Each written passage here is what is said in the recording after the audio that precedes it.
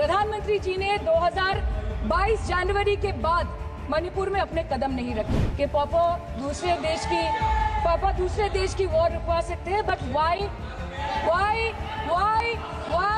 why was not a second given to comfort the people of Manipur? कि ये BJP समस्या है और दीदी समाधान है। बीजेपी कटी पतंग है, ममता दी पूरा आसमान है। नए भारत में गवर्नमेंट है पर गवर्नेंस नहीं, बजट है पर बचत नहीं, खर्च है पर रोजगार नहीं, बाग है पर बहार नहीं। There's a saying called narrow fiddle while Rome burned, अर्थात आग लगी बस्ती में, साहब अपनी मस्ती में। इस देश में मंदिर बना रहे हैं, इस देश को मंदिर बनाए, इस देश को मंदिर बनाए। मैडम, मणिपुर के मुद्दे पर पिछले 22 महीनों में विपक्ष ने लगातार सवाल उठाए।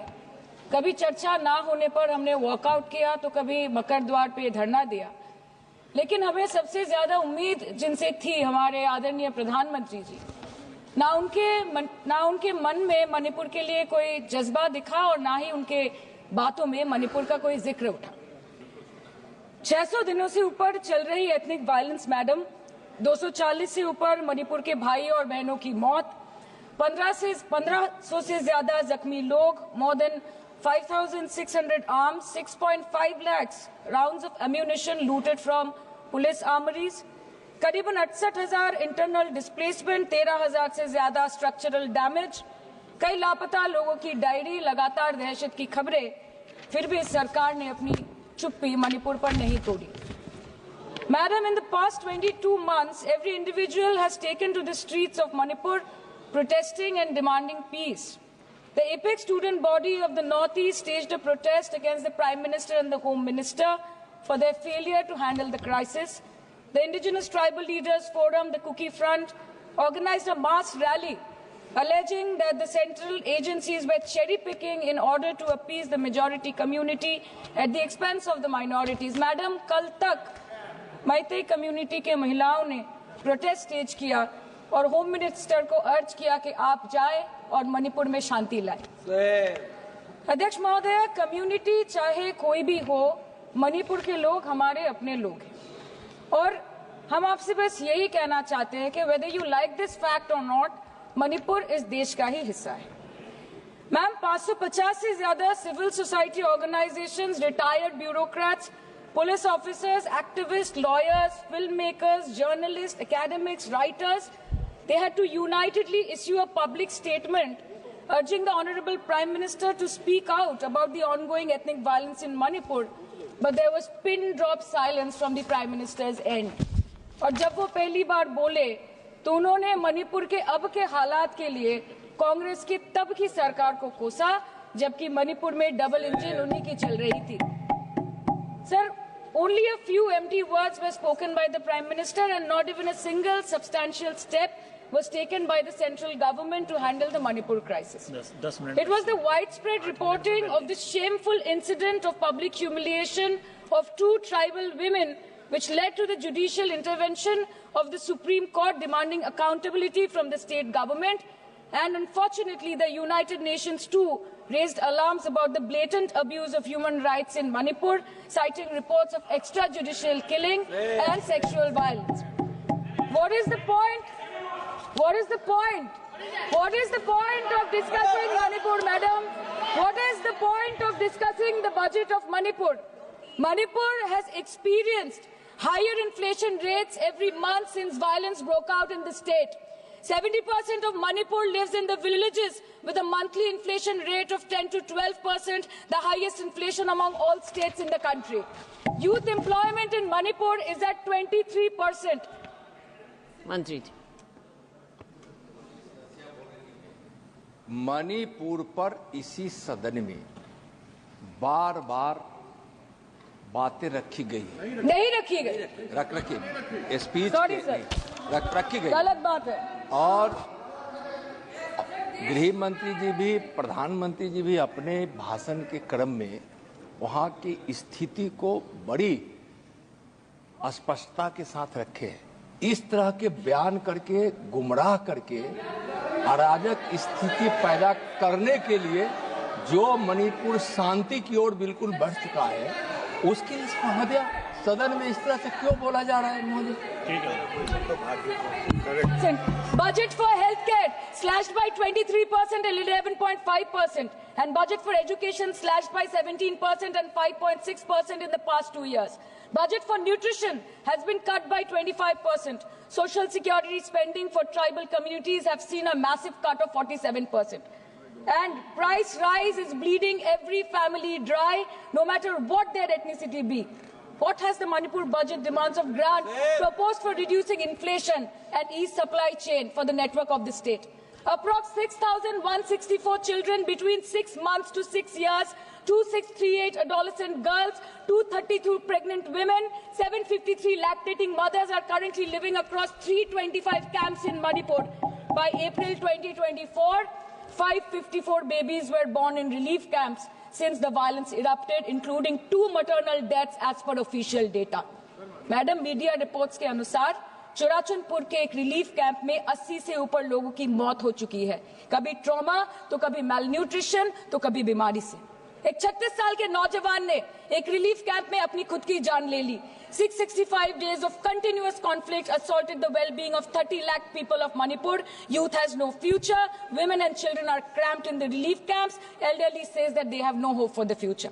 आज बंगाल में एक मच्छर भी मरता है तो बीजेपी वाले वहां पे प्रेसिडेंट्स रूल बोल के चिल्लाते हैं, लेकिन जब तक आपके डबल इंजन राज्य में आपके ही मुख्यमंत्री ने इस्तीफा नहीं दिया, तब तक आपको ख्याल नहीं आया कि जिंदगी धूप तुम घनास आया।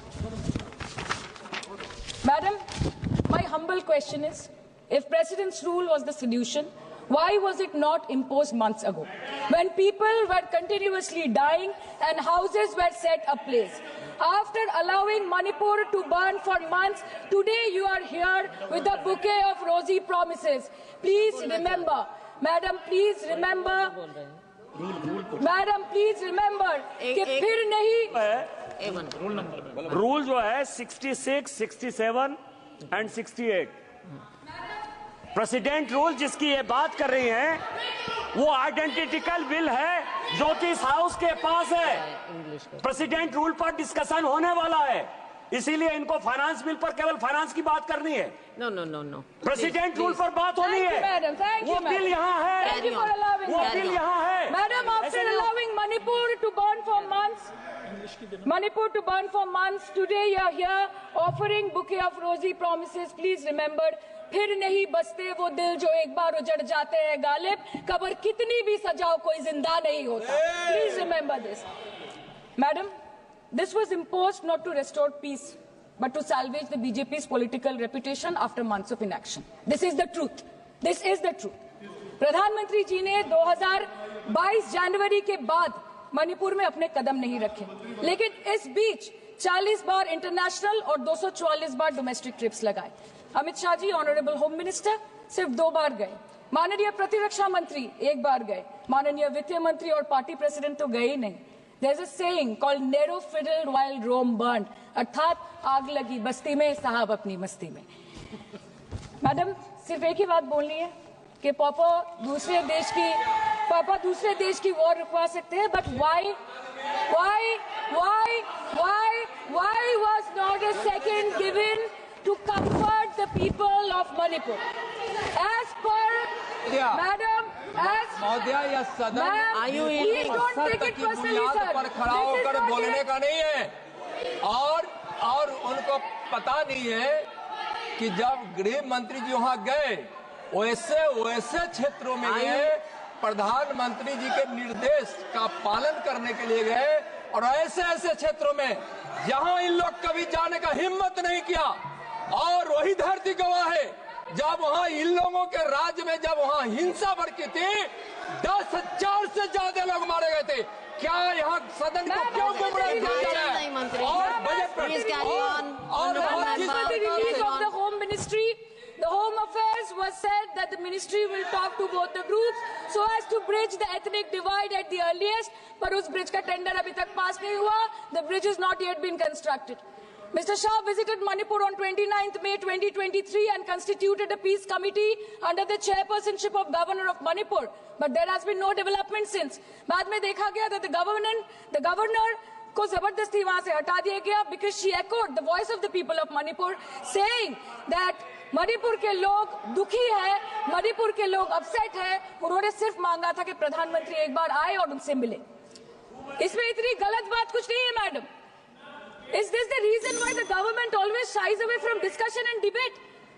The truth is double engine ran over the people of Manipur. The double engine, your double engine ran over the people of Manipur. And on the other hand, we have our leader, madam. जब कभी भी कहीं कोई दुर्घटना घटी, जब कहीं बस्ती में आग लगी, जब कहीं आंधी उठी, हमारी लीडर वहां खुद जाके खड़ी हो गई। और जहां खुद नहीं जा पाई, वहां पे उन्होंने अपना डेलीगेशन भेजा, चाहे वो हथरस हो या लखीमपुर खीरी, चाहे वो सिंगू बॉर्डर हो या वायनाड या वो मणिपुर हो, हमेशा वो दूसरों की उम्मीदों पर खड़ी उतरी। इसलिए हम गर्व के साथ बोलते हैं, हम गर्व के साथ बोलते हैं, हम गर्व के साथ बोलते हैं कि ये बीजेपी समस्या है, ये बीजेपी समस्या है और दीदी समाधान है। बीजेपी कटी पतंग है, ममता दी पूरा आसमान है, ये बोलते हैं हम। और अंत में मैडम मैं बस इतना ही कहना चाहती हूँ कि आप मणिपुर का बजट बनाएं, सप्लीमेंट्री बजट बनाएं। इस देश में मंदिर बना रहे हैं, इस देश को मंदिर बनाए, इस देश को मंदिर बनाए। नए भारत में गवर्नमेंट है पर गवर्नेंस नहीं, बजट है पर बचत नहीं, खर्च है पर रोजगार नहीं, बाग है पर बहार नहीं। ऐसे भारत को हम जानते नहीं, ऐसे सरकार को हम पहचानते नहीं।